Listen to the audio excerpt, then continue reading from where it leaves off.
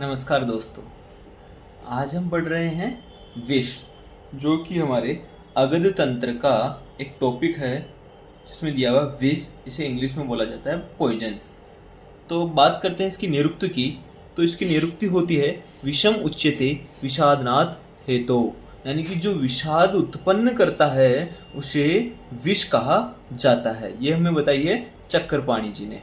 इसकी परिभाषा है देहे प्रविश्य यद द्रव्यम दूषी अथवा रसादिकान स्वास्थ्य प्राण हरम च स्यात् तत् द्रव्यम विषम उच्यते, यानी वो द्रव्य जो शरीर में प्रवेश कर कर रस आदि धातुओं को दूषित कर देते हैं और स्वास्थ्य और प्राणों का हरण कर लेते हैं, ऐसे द्रव्यों को विष कहा जाता है। यानी कि जो द्रव्य देह में प्रवेश कर रस रक्त आदि धातु को दूषित करता है, स्वास्थ्य एवं प्राण दोनों का हरण कर लेता है, उसे विष कहते हैं।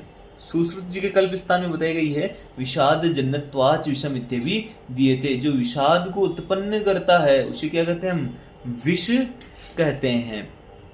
अब हम बात करते हैं विष के गुण, जो सुश्रुत कल्प स्थान 2/19 में बताए गए हैं।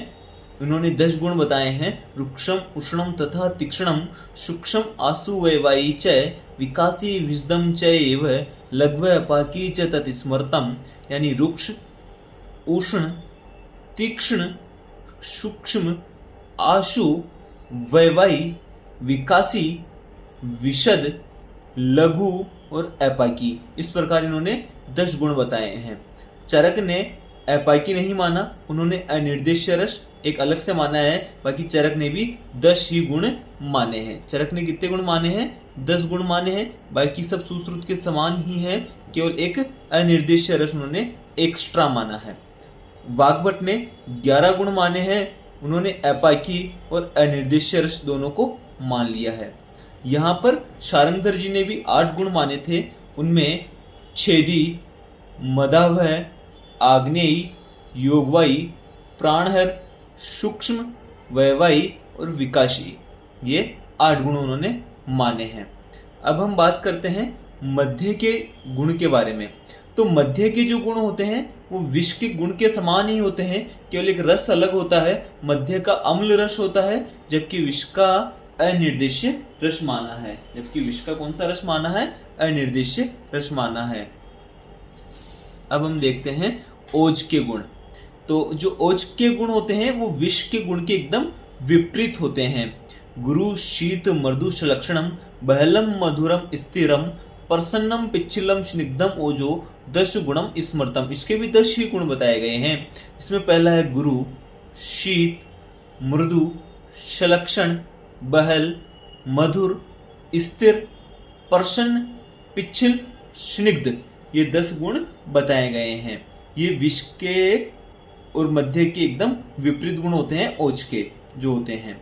इसी कारण जो विष होता है वो ओज के संपूर्ण गुणों को नष्ट करके स्वास्थ्य के प्राणों का हरण कर लेता है। अब हम बात करते हैं विष की गति के बारे में। विष की गति के बारे में, तो विष की जो गति होती है उसके लिए बताया गया है जांगम शाद अधोभागम ऊर्ध्वभागम तु मूलजम। चरक चिकित्सा 23/19 में उन्होंने बताया है कि जो जांगम विष होते हैं उनका अधोभाग में यानी नीचे की ओर गमन करते हैं, जबकि जो स्थावर विष होते हैं वो ऊपर की ओर ऊर्ध्व भाग की ओर गमन करते हैं। जांगम विष वे विष होते हैं जो एनिमल वाले विष जो होते हैं, सर्प वाले हुए, ये सारे विष इसमें आते हैं। जबकि जो स्थावर विष वो होते हैं जो प्लांट्स ओरिजिन होते हैं, उन्हें स्थावर विष कहा जाता है। विष का क्लासिफिकेशन, विष का क्लासिफिकेशन में सुश्रुत जी ने जो क्लासिफिकेशन किया उसमें बताया स्थावर, जांगम और कृत्रिम, और इसमें भी वनस्पति और धातु को स्थावर विष में रख दिया है।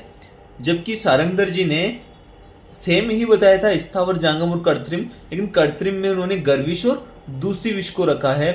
और वाग्भट के अनुसार इन्होंने 2 बताए हैं, कृत्रिम और अकृत्रिम।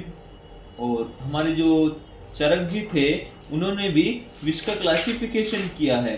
उनके अनुसार बताया है उन्होंने कि स्थावर, जांगम और गर संयोगज, इस प्रकार उन्होंने भी 3 प्रकार के बताए हैं।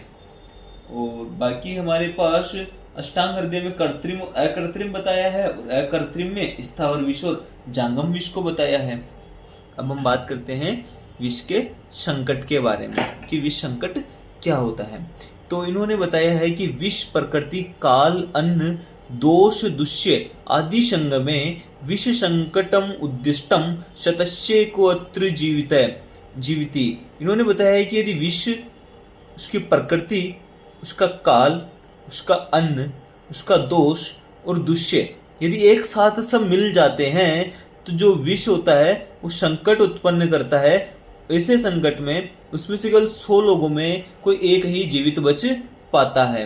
जैसे कोई व्यक्ति पित्त प्रकृति वाला हो, उसका काल वर्षा ऋतु या ग्रीष्म ऋतु हो, उष्ण आहार विहार हो, उसमें पित्त दोष बढ़ा हुआ हो और दुष्य में आदि धातु दूषित हो रखी हो, अगर ये सारे एक साथ हो जाते हैं तो विष संकट उत्पन्न होता है।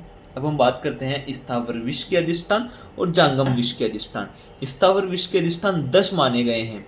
उन 10 अधिष्ठानों में मूल, पत्र, फल, पुष्प, तवक, शीर, सार, निर्यास, धातु और कंद, इस प्रकार इन्होंने 10 जो होते हैं स्थावर विष के अधिष्ठान माने हैं। से मूल, इनकी संख्या भी बताई गई है। जो मूल विष होते हैं उनकी संख्या 8 होती है।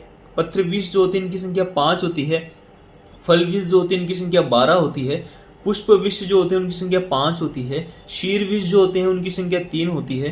धातु विष की संख्या 2, कंद विष की संख्या 13 और तवक, सार और निर्यास तीनों को मिलाकर इनकी संख्या कितनी होती है? 7 होते हैं। अब हम बात करते हैं जांगम विष के अधिष्ठान के बारे में।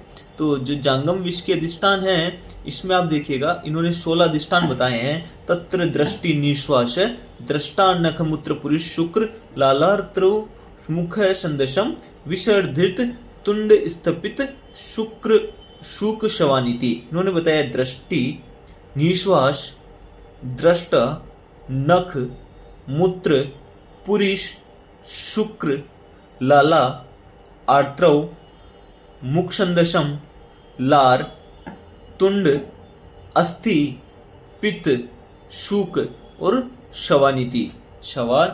इस प्रकार इन्होंने जांगम विष के 16 अधिष्ठान बताए हैं। अब हम देखते हैं कि विष के गुणों के आधार पर विष के क्या कार्य हो सकते हैं। तो जो रुक्ष गुण होता है वो वात का प्रकोप करता है। जो उष्ण गुण होता है वो रक्त पित्त का प्रकोप करता है। तीक्ष्ण गुण के कारण बुद्धि का, मोह का और मर्म, इन तीनों का बंधन हो जाता है या मर्मग्न होते हैं। सूक्ष्म गुण के कारण ये छोटे से छोटे अवयवों में प्रवेश कर विकार उत्पन्न करता है। आशु गुण के कारण ये शीघ्र फैलने वाला होता है और जल्दी से प्राणों का हरण कर लेता है। वैवाहिक गुण के कारण सारे शरीर में फैल जाता है। विकासिक गुण के कारण दोष, धातु और मल को नष्ट करता है, इसके कारण से प्राणघ्न भी कहा गया है। विशद गुण के कारण ये चिपकता नहीं है और सारे शरीर में फैलता जाता है। लघु गुण के कारण ये दुष्चिकित्सा होता है, इसकी चिकित्सा करना मुश्किल होता है।